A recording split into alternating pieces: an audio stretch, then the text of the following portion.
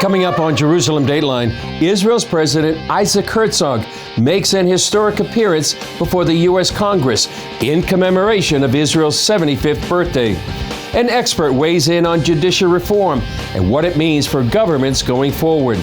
Plus, the World Health Organization puts out a plan of action for all 194 of its member states in case of a future pandemic. Why it's got some people worried.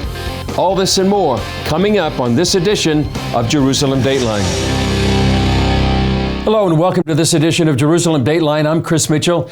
Israel's President Isaac Herzog swept through Washington, D.C. this week on a wave of friendship and support. He sought to reassure Congress about the state of Israel's democracy and the strength of the U.S.-Israel relationship, and to receive congratulations on Israel's 75th birthday. The visit was not without its controversy, however. Critics of it pointed to the fact that the invite came to President Herzog and not Israel's elected Prime Minister Benjamin Netanyahu. President Biden quieted that talk with a personal phone call to Benjamin Netanyahu in which he tabled the idea of an official visit this fall. But in Congress, the welcome was warm, and President Herzog spoke of strengthening Israel's ties with the U.S. Israel's first 75 years were rooted in an ancient dream. Let us base our next 75 years on hope, our shared hope that we can heal our fractured world as the closest of allies and friends. Thank you, members of both houses, for celebrating Israel's independence. Am Yisrael Chai.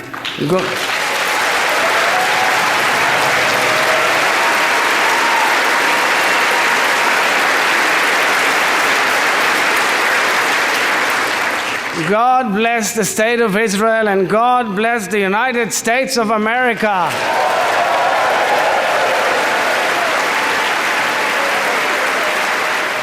President Herzog mentioned Israel's judicial reform debate in his address to Congress this week. Legal expert Jeff Balaban shared his insights with me about what judicial reform would entail. Jeff Balaban from the ACLJ, thanks for joining us. Tell us what this whole controversy about judicial reform is all about. Thanks, Chris. Look, there's the reality of judicial reform, and there's the politics of judicial reform. So let's talk about the reality first, and maybe we'll also talk about the politics, because obviously this has become huge news. My father called me last night from America worried about me because of protests. I said I was simply unaware where I am here in Jerusalem that there were protests, but it's being played in the media around the world and in America. Yeah. The reality is that judicial reform has been an issue that right and left have broadly agreed on for probably 30 years. Not exactly what reforms are needed, but the mainstream in Israel across the board understands there need to be reforms. And there's a simple reason. Starting in the late 80s, Justice Aaron Barak, then the president of the Supreme Court, and by the way, a professor of mine in law school, started aggregating power to the court, power unheard of in any free country in the world, something that Americans couldn't actually imagine. For example, there's a combination, there's no constitution, there's no written constitution, no balance of powers. So there's a combination of powers the court has taken for itself and no one can stop them. For example, there's no concept of standing or justiciability. And they have a concept of reasonableness. Now, what do those mean when you put them together? In America, in order to have a case come before a court, in order for them to have the power, the right to decide something, the case has to be justiciable. It means it has to be, someone has to be suffer for it, has to have standing to bring it to the court, and the court has to have the right to make the decision. Not everything is justiciable. They've wiped that out here. Literally anything is justiciable. At whose decision, at whose discretion? The courts itself. And they apply a doctrine called reasonableness. Now, reasonableness exists in other countries, but not like it does here. Here, what it means is a judge decides something's unreasonable and simply nullifies it. I'll give you an example because it's really hard for Americans to even conceive of what kind of power this is. The court here can nullify an election. The public votes on an individual, and the court says, well, I think it was unreasonable, in my opinion, there's no standard, the judge says, in my opinion, I think it was unreasonable for this person to be a candidate. And so call this whole election off. It doesn't matter what the people think. That's the least democratic thing imaginable, right? They have intervened in the Knesset's ability to even discuss legislation. No, you can't discuss this legislation. In the instant situation, they did something extraordinary. They issued, they didn't issue it. They upheld a statement or a ruling by what's the equivalent of the Attorney General here, but again, superpowers, that the head of the country, the head of the coalition, Bibi Netanyahu, the prime minister, could not express his views on the issue of judicial reform, could not engage in political speech. The most protected speech of all. So these powers are unheard of in America. And they want to simply restore a balance of powers or create a balance of powers. Now, is every reform going to be accepted by everybody? No. Should these reforms be debated? Yes. But instead, we get to the politics. Up next, the connection between politics and the judicial reform protest. We'll hear more in part 2 of my interview with Jeff Balaban.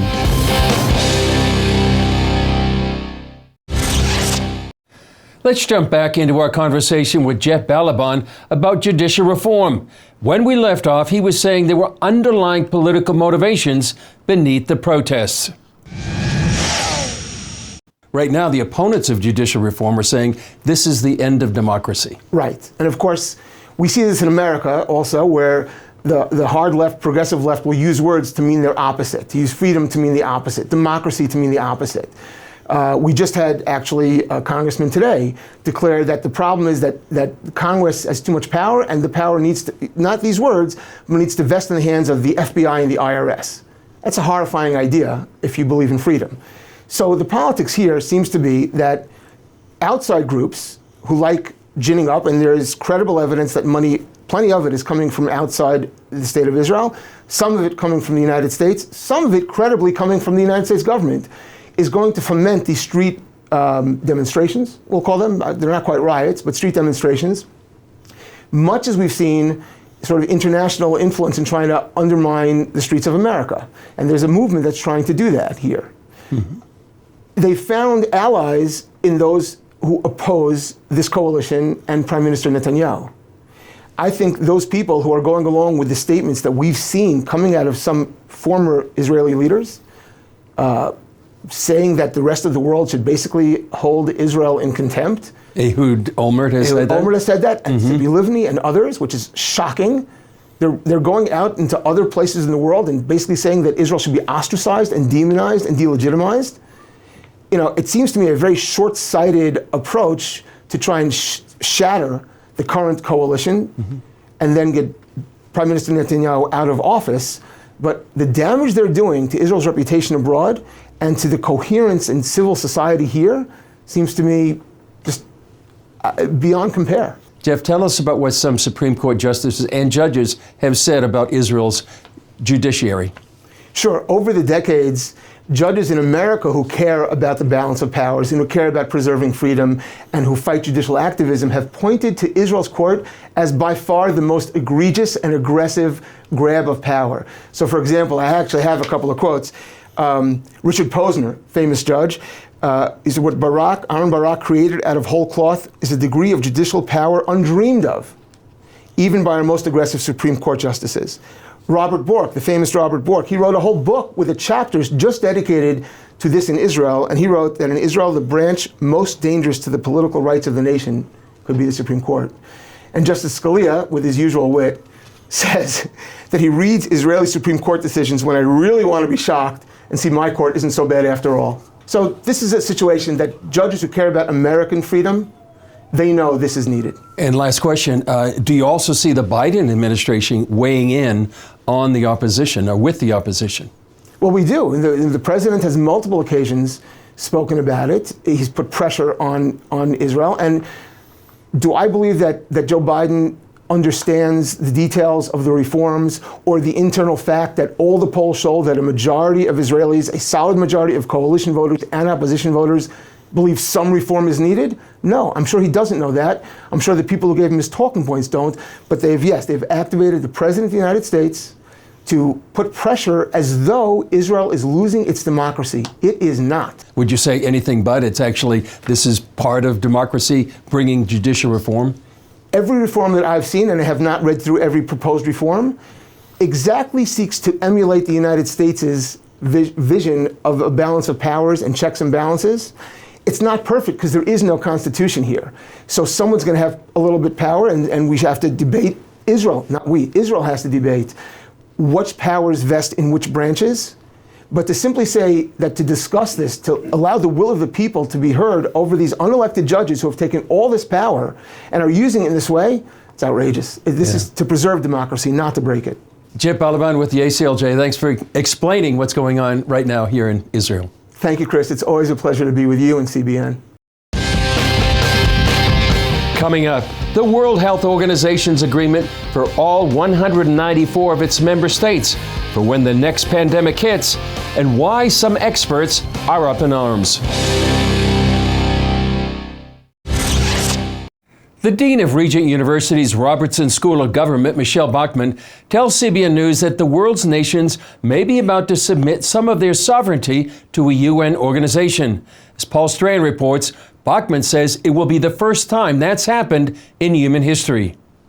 The attempted power grab described by Bachmann involves the World Health Organization, or WHO.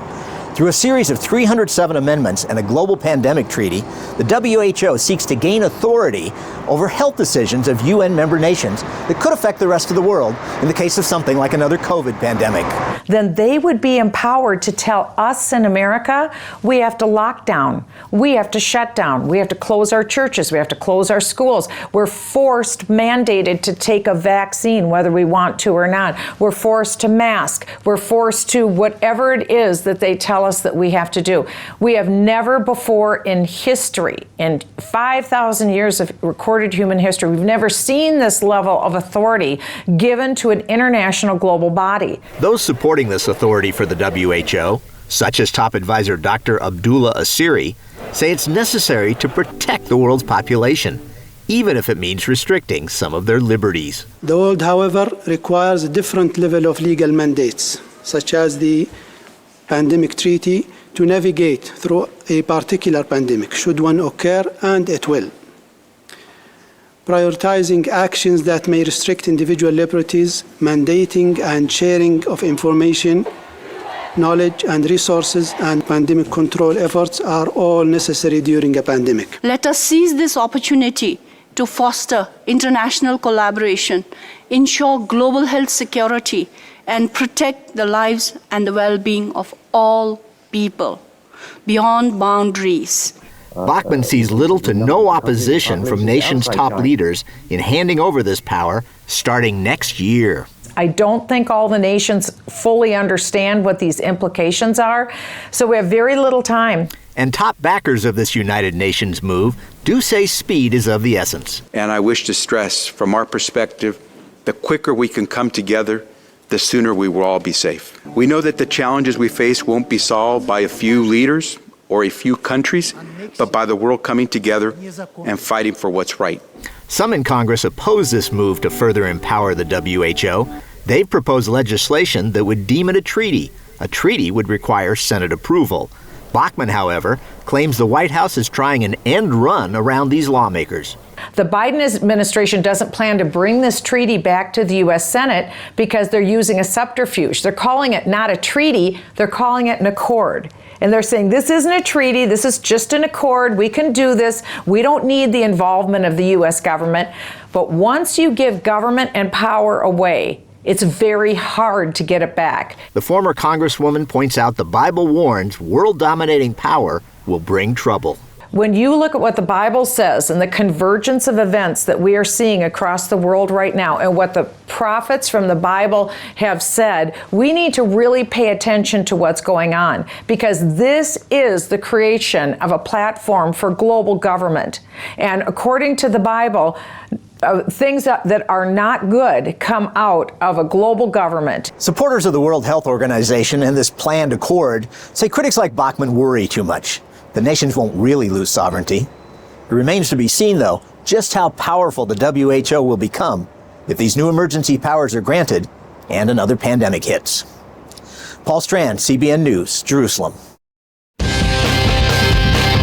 Still ahead, she's helped hundreds of Jewish couples tie the knot. and she's the star of a hit Netflix show. We talk to the Jewish matchmaker when we get back. In the race for global military dominance, the use of artificial intelligence on the battlefield is both a major and potentially scary goal. Experts testified before U.S. lawmakers recently on its capabilities, on AI's capabilities and best practices for using machines to save military lives. Brody Carter brings us the story. Attempting to make laws that put in safeguards for AI, legislators discussed three potential outcomes of using AI in combat. First, it could increase the destructive power of modern warfare. Second, AI also has the potential to lessen that power. And finally, the possibility that machines could unilaterally take power and go beyond our ability to control them. The country that is able to most rapidly and effectively integrate new technology into warfighting wins. Founder and CEO of Scale AI, Alex Wang, says the U.S. is already behind in the artificial intelligence race. China is investing the full power of its industrial base for AI. This year, they're on track to spend roughly 3 times the U.S. government on AI.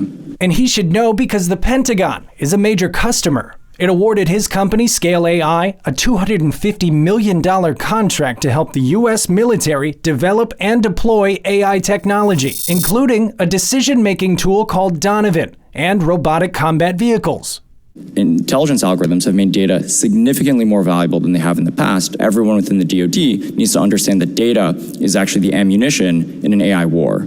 Wang testified Tuesday that the U.S. should combine military data with current AI technology to establish a foundation for long-term success. The Chief Digital and Artificial Intelligence Office is a relatively new defense branch responsible for training artificial intelligence models, developing new military capabilities, and conducting threat analysis while making decisions, including the taking of human life. It's certainly true that most of the exquisite capabilities that the DoD looks to build are likely to be developed at the secret or top secret level. And without that development, experts agree the U.S. risks losing global influence, tech leadership, and democracy to strategic adversaries, including China. And it's really important that your government and industry work together to realize those promises and to mitigate those threats. As lawmakers work to bolster the military's artificial intelligence. So this is a genie that can't be put back in the bottle. Others warn average Americans need to prepare for a changed workforce. And what's interesting about AI is that the jobs it is going to replace are not factory workers and industrial workers as much as white-collar workers. And so we need to start thinking about what impact will that have on our society and what are these new jobs that might be created as a result of this. Education is key because some lawmakers admittedly don't even know what Twitter does, let alone the capabilities of artificial intelligence. For those making laws to govern AI, the key is quickly implementing this technology while also keeping it controlled as the U.S. fights to keep up with China.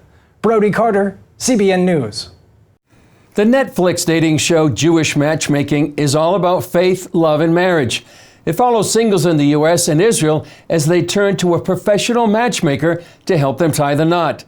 We spoke to the matchmaker herself, Aliza Ben Shalom, about how Jews and Christians alike can find true love. Well, Aliza Ben Shalom, thanks for joining us on CBN News. Tell me more about the Jewish matchmaker, and let me preface it by saying we met at the wedding of a friend, David Rubin. His daughter was getting married. We saw the film crew there for Netflix, and we were interested and began a conversation that was actually recorded. So we have a bit of a cameo in the very beginning of the Jewish Matchmaker, and I'm getting a number of people that have said, "Hey, Chris, did you know you're on the Jewish Matchmaker?" Aliza, tell us the reaction you've had from when the series came out. There's been an unbelievably positive response. People have been very excited to see Jewish people from all different ages and stages and backgrounds. And it's been very exciting for us to see different representation of Jewish people. When you think of matchmaking, what are some of the biblical examples or maybe even, principles, I would say, that you could look to? We have the story of, I mean, first we have Adam and Eve, which is kind of God's first match where they're really together, they're kind of one, and then they're, separated into two. We also have Abraham, who sent out his servant Eliezer to go find a wife for his son. And he was asking, please, can I have some divine assistance? This is the hardest job in the world. How am I going to know who's the right girl? And I think that asking for divine assistance is a part of the process. And we see other relationships that that come together where there's something that happened, they meet, there's an interaction, but what we understand is that, and then he came to love her, something like that, where we understand that it's not about I love you and therefore I should marry you. It's I picked you, you're my person, and I will come to love you, and we will develop this beautiful relationship over time. What are some of the criteria that you look for that would make a match? We are looking for personalities to match up, where there's something sweet between people. We want to know that people's long, medium, and short-term values are in alignment. So we want to know that they are heading in a similar direction, and also to make sure in terms of things like fears or things that in general might be a trigger for somebody or maybe a trauma from the past, that they're not heavily triggered, that there's not a lot of friction that's between people, so that we know that they have the ability to stay married. Now, you're the Jewish matchmaker. Are there universal principles for Christians, for other people? Absolutely. First of all, I would tell you that faith-based matchmaking is very similar because we all have a belief in a higher power. We all have a connection to our religion, and those things are very similar when we're looking to make a match, how we want to raise a family, how we want to raise our children, what types of schools we want to send them to, what type of foundational information we want to give them to help them live productive, happy, healthy lives. So anything you'd want to add, Elisa, that I haven't asked? The one thing I like to do is to leave people with a blessing. I usually like to tell people, may each and every one of you find somebody wonderful. May it happen with ease, and may it happen this year. Well, Elisa, thanks for joining us. That's a wonderful blessing to end with. God bless. Thank you. God bless. Thank you. Well, that's all for this edition of Jerusalem Dateline. Thanks for joining us. I'm Chris Mitchell. We'll see you next time on Jerusalem Dateline.